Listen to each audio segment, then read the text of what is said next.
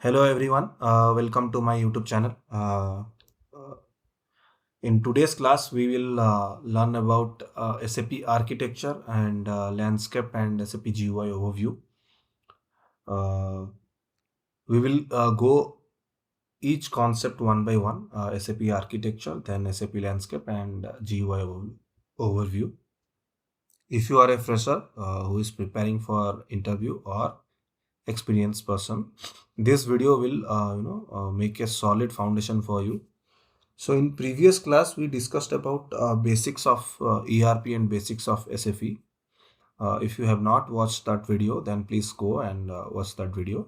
So what we know, SAP stands for systems, applications, and products in data processing. So in today's class, we will discuss about SAP architecture first. So SAP architecture generally refers to how SAP systems are structured. Okay. SAP architecture generally refers to how SAP systems are structured to deliver business applications. Okay. Uh, there are two types of SAP architecture. The old one is your classic SAP architecture, and the new one is your modern SAP architecture. Okay.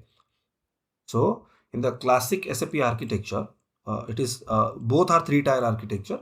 In the classic SAP architecture, uh, the three layers are: first one is your presentation layer, second one is your application layer, and third one is your database layer. Okay.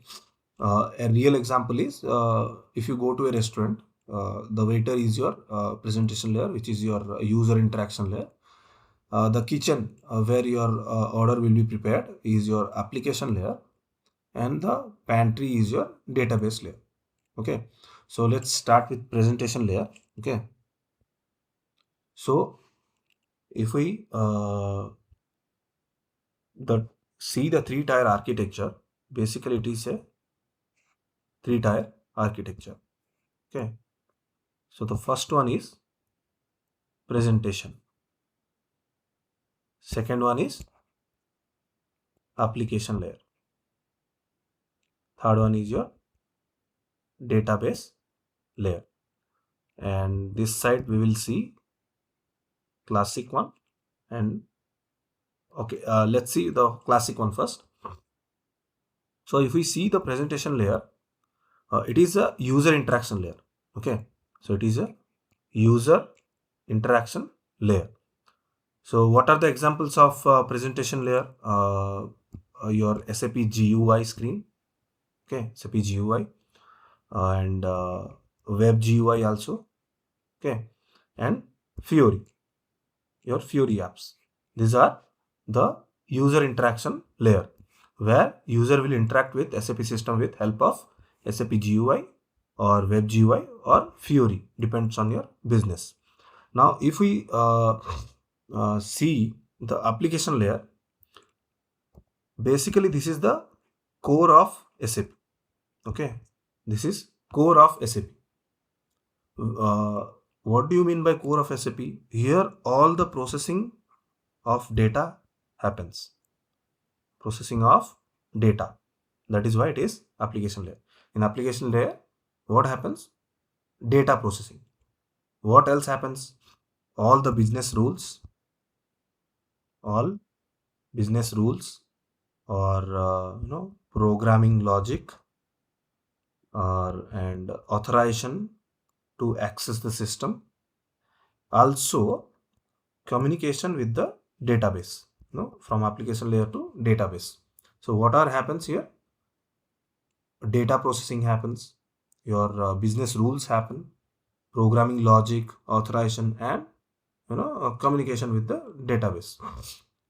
One SAP system, this is one SAP system, and it can have multiple application servers. Okay, this is not only a single application server. It can it can have multiple application server to handle the loads, load request. So the next part is your database layer. In classic architecture, in classic SAP architecture, basically the database is MS SQL or Oracle. or we can say as a traditional database. Okay, traditional database in classic architecture, MS SQL, Oracle, or traditional database. So what is the main work of database? It stores the data. It stores the data. What type of data it stores? It stores, master data, transaction data, and all configuration related data. So what is master data? What is master data? Master data is the data which changes rarely.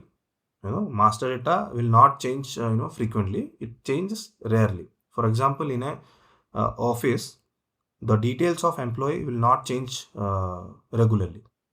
Rarely it will change.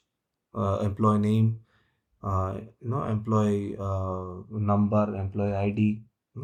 These things will not change frequently.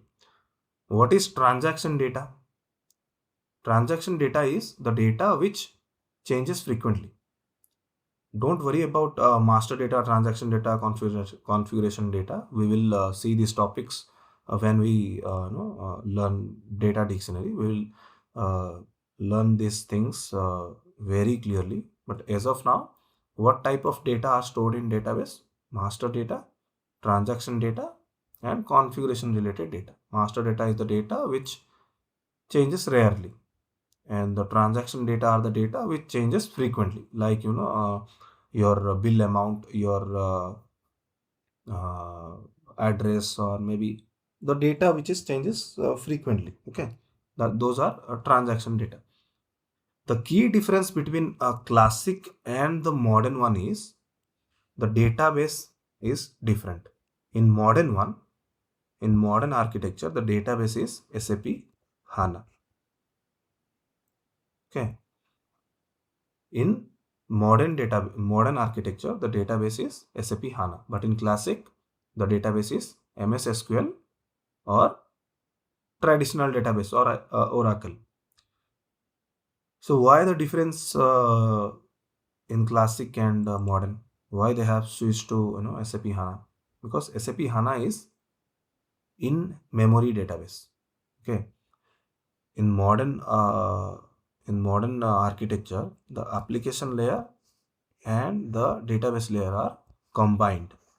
That is in memory database. But in classic one, the application layer is different and the database layer is different. So the communication between application layer and database layer will have some impact on the performance issue. But in SAP HANA, in case of modern architecture, the application layer and database layer are combined and it is in a layer. So it is in memory database. Okay, so the data processing happens directly in the database. Application layer and database layer both are in a single layer. So the data processing happens directly in the database, due to which the performance is faster and the analysis also, and the program logic happens also faster. Okay. Now in S4 HANA, in the modern architecture, the GUI screens are the presentation layer is mostly Fiori, okay, or web GUI, and the application layer is based on HANA.